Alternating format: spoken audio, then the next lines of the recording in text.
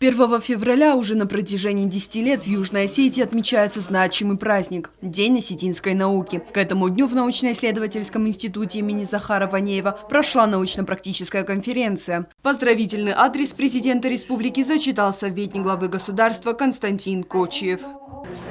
Южная Осетия дала миру целую плеяду выдающихся ученых, которые внесли неоценимый вклад в развитие многих фундаментальных наук.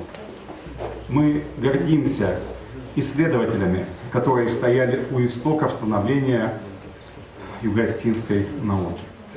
Нынешнее поколение деятелей науки успешно продолжает славные традиции своих предшественников. От имени президента республики Алана Гаглоева государственных наград удостоены сотрудники научно-исследовательского института, внесшие ощутимый вклад в национальную науку.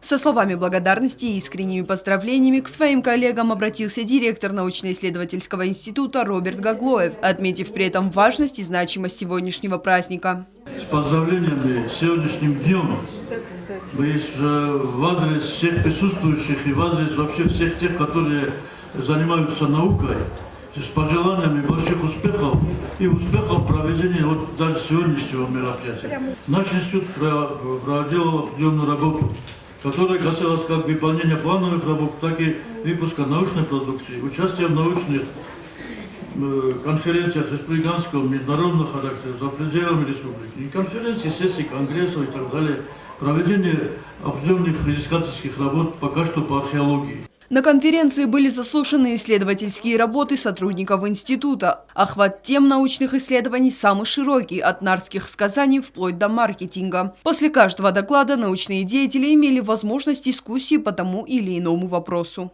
В современном осетинском языке система отрицания строится по типу мононегативных языков. Это значит, что на одну конструкцию используется одно отрицание.